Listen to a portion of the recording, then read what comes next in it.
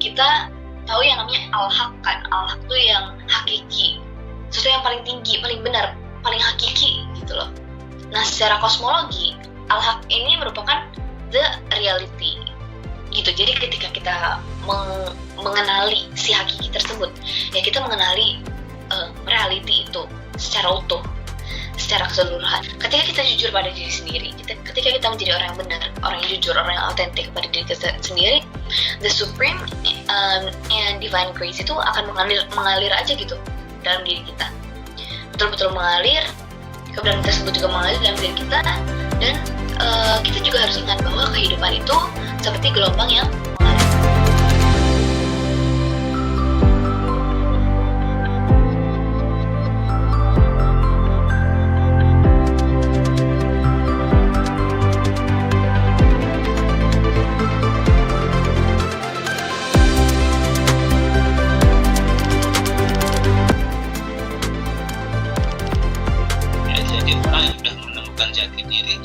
Pasti takdirnya itu akan sesuai dengan apa? Dengan jati diri, bukan apa yang orang bilang gitu kan. Gitu ya. Jadi kita tahu sebenarnya tujuan hidup di dunia ini apa, misi hidup ini apa, kita akan tahu. Oke. Sebaliknya, kalau kita belum menemukan dan tidak menjadi diri sejati, takdir kita itu cenderung orang lain yang menentukan, mengikuti apa kata orang, akhirnya apa? Tidak memiliki pendirian, akhirnya apa? Karakternya lemah. Itu ya. Karena kenapa lemah? Ya udah otomatis karakternya lemah, merupakan refleksi dari jiwanya lemah. Kenapa jiwanya lemah? Karena jiwanya tidak terkonek dengan Sang Kuasa, dengan semesta, dengan alam, dan rapuh. Iya kan? Apalagi di dunia ini kan sifatnya come and go. Ya. Jadi orang yang tidak punya tindakan yang kokoh, jiwanya akan lemah. Jiwanya lemah, maka karakternya lemah. Beda halnya dengan orang yang sudah menemukan jati diri, jiwanya kuat, karakternya kuat. Kenapa kuat? Karena dia terhubung artinya mengakar, jiwanya mengakar, terhubung dengan the real. Itu udah pasti pokok. Semesta akan mensupport jiwanya, akan mensupport dirinya, sehingga di sana akan menemukan kepuasan batin. Nah, makanya orang yang karakternya lemah, jiwanya lemah, sehingga tidak menjadi jati dirinya, semacam ada chip gitu ya di dalam semacam chip ini ya, bukan elektronik tapi semacam program pikiran, program mental yang ditanam dengan apa dogma. Akhirnya hidup itu apa? Dikontrol oleh chip, dikontrol oleh apa? Chip. Jadi chip ini semacam membypass ya. Chip ini yang membypass jati diri seseorang ya. Diputuskan koneksinya dengan kesadaran. Itu otomatis. Jadi ini kan kesadaran ya. Ada chip membypass sehingga kita yang di bawah ini ya pikiran, jiwa tidak terkonek dengan kesadaran. Nah, makanya orang yang sudah menjadi jati diri yang sebenarnya atau menjadi selfnya, apa dia akan sejajar dengan keteraturan alam semesta. Ini kelebihan yang tadi kan, yang lemah tuh, yang tidak, yang disconnect. Kalau yang connect, ya, itu orang yang sudah menjadi jati dirinya akan apa? Akan sejajar dengan keteraturan alam semesta. Maka dia akan lebih real, akan lebih autentik, sehingga dia menjadi apa? Tidak malu-malu lagi untuk menjadi dirinya sendiri. Ya. Itu dia percaya diri. Maka dari itu, untuk memahami realitas, untuk memahami fenomena-fenomena yang terjadi di kehidupan ini, kita sangat penting untuk men-set suatu pikiran yang bisa memahami kebenaran tersebut. Bagaimana pikiran memahami kebenaran, sedangkan kebenaran itu lebih luas. Nah, maka dari itu sebetulnya kita tidak perlu melalui suatu proses memahami kebenaran, karena seperti yang sudah kita ketahui tadi, kebenaran itu sudah ada. Jadi kita tidak perlu mencoba untuk memahaminya, kita tidak perlu mencoba untuk memproses semua itu, karena ya secara natural aja. Ketika kita mengosongkan ego kita, ketika kita mengosongkan pikiran kita, ketika kita clear our mind, semuanya itu akan menjadi make sense. Jadi kebenaran itu bukan sesuatu yang harus diproses dalam pikiran kita, tetapi ya diterima saja keadaannya. Lalu kita akan berbicara tentang orang baik dan orang benar. Tadi kan kita sudah berbicara tentang kebenaran itu seperti bagaimana apa adanya. Nah, kebenaran itu sendiri apa? Kebenaran itu sendiri adalah keteraturan. Nah, jadi ketika kita berbicara tentang orang baik atau orang benar, orang benar itu akan selalu baik, tapi orang baik itu tidak akan selalu benar. Kenapa begitu? Karena baik itu sifatnya personal, sedangkan benar itu sifatnya objektif. Pakai analogi, ada seseorang A sama B. B ini selalu bersikap baik terhadap A, padahal yang dia lakukan itu belum tentu semuanya benar. Contohnya, ketika ia melihat A ini sebagai seseorang yang dia beneficial, jadi mungkin dia pintar atau mungkin dia kaya, dan si B ini ingin mengambil benefit dari si A tersebut. Nah, untuk mengambil benefit dari A tersebut, pasti B melakukan sesuatu yang baik kepada si A. Jadi dia berpura-pura baik agar ia bisa mendapatkan benefit dari si A tersebut. Nah, pasti si A ini berpikir bahwa B ini memang baik, betul-betul baik kepadanya, padahal ada sesuatu motif atau ada sesuatu background, motivasi yang sebetulnya tidak baik gitu, yang sebetulnya tidak benar.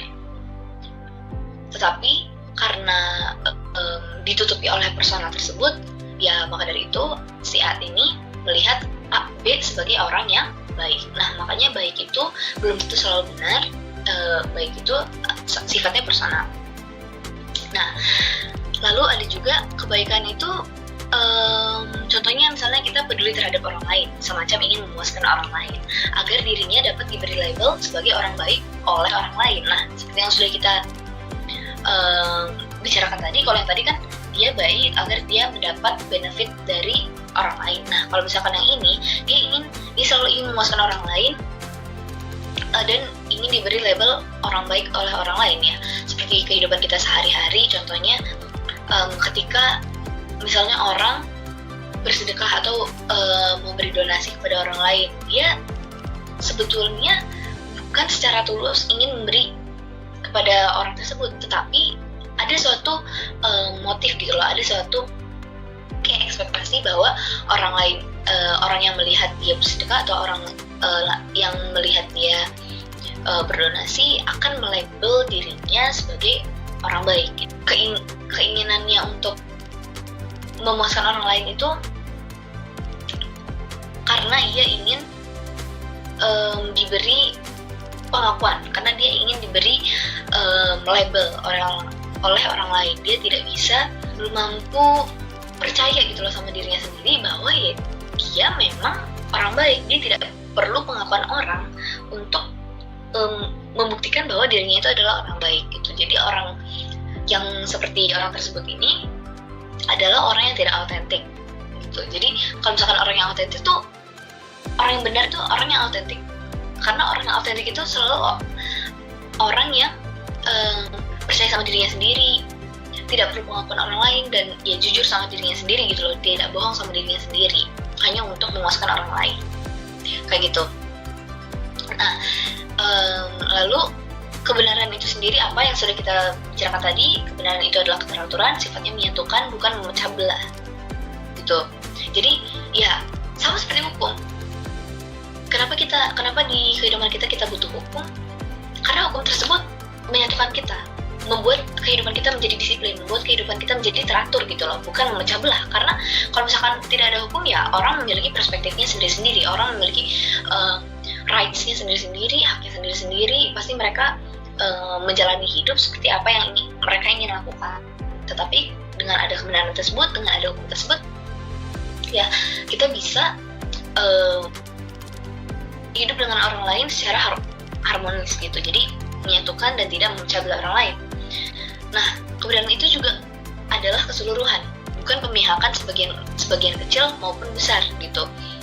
Jadi dia sifatnya universal, benar-benar universal, tidak memihak orang yang lebih kecil atau kelompok yang lebih kecil atau kelompok yang lebih besar gitu. Nah, kebenaran itu juga keutuhan, bukan memisahkan diri kemudian merasa paling lengkap gitu. Jadi seperti yang kita sudah bicarakan tadi, dia universal, dan dengan ke-universalannya itulah dia menjadi sesuatu yang utuh.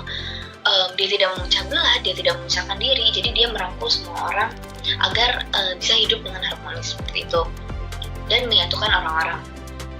Nah, maka dari itu kesimpulannya adalah lebih mudah jadi orang baik daripada orang benar. Karena yang sudah kita bicarakan tadi, benar itu kan objektif ya. Benar itu bukan sesuatu yang personal. Kalau misalkan jadi orang baik ya gampang aja, kita hanya cukup tahu apa yang orang lain butuhkan, bagaimana caranya supaya bisa diakui orang lain, bagaimana caranya supaya kita bisa mendapatkan pengakuan orang lain. Ya kita cukup jadi orang baik, tinggal memakai persona kita dan ya udah kita hidup seperti itu. Sedangkan kalau misalkan kebenaran, kita memegang teguh value dan prinsip kita, kita betul-betul menjadi diri yang autentik, menjadi diri kita sendiri, kita tidak memakai persona. Dan hal-hal seperti itu memang sangat susah karena orang-orang sangat membenci kebenaran gitu loh.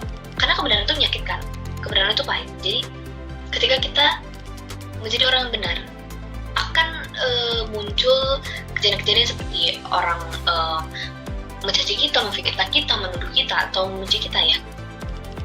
Itu bukan karena kita yang salah, karena itu karena orang yang mencaci kita atau orang yang memfitnah kita tersebut, dia tidak bisa kayak yang kita katakan tersebut, kebenaran yang kita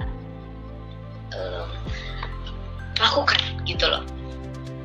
Nah, kebenaran itu tidak pernah memihak kepada mereka yang timpang, egois, atau arogan gitu. Jadi ya orang yang mencaci kita tadi, orang yang memfitnah kita tadi ya orang yang timpang, egois, dan arogan tersebut gitu. Jadi kita tidak perlu takut ketika kita melakukan sesuatu yang benar, kita berbicara sesuatu yang benar, kita tidak perlu takut. Memang betul menjadi orang baik itu perlu, tetapi kita juga perlu mengevaluasi apakah kebaikan kita itu didasari oleh kebenaran atau hanya untuk menghasut orang atau meminta pengakuan dari orang seperti itu. Nah, makanya kita tahu yang namanya al-haq kan. Al-haq itu yang hakiki. Hakiki itu merupakan sesuatu yang apa ya? Sesuatu yang paling tinggi, paling benar, paling hakiki gitu loh. Nah, secara kosmologi, al-haq ini merupakan the reality gitu. Jadi ketika kita mengenali si hakiki tersebut, ya kita mengenali reality itu secara utuh, secara keseluruhan. Nah, ketika kita jujur pada diri sendiri, ketika kita menjadi orang yang benar, orang yang jujur, orang yang autentik pada diri kita sendiri, the supreme and divine grace itu akan mengalir aja gitu dalam diri kita. Betul-betul mengalir, kebenaran tersebut juga mengalir dalam diri kita. Dan kita juga harus ingat bahwa kehidupan itu seperti gelombang yang mengalir di lautan. Jadi all in conclusion, ketika kita menjadi orang yang benar, ketika kita menjadi diri yang autentik, dan ketika kita menjadi orang yang baik, dengan ketika kita menjadi orang yang baik dengan mengetahui apa sih sebenarnya yang mendasari kebaikan kita itu, kita akan mengenali the reality, kita akan mengenali the haq, dan the supreme and divine grace itu akan mengalir secara natural dalam diri kita seperti itu. Sekian dari saya, mohon maaf apabila ada kesalahan dalam kata-kata. Wassalamualaikum warahmatullahi wabarakatuh.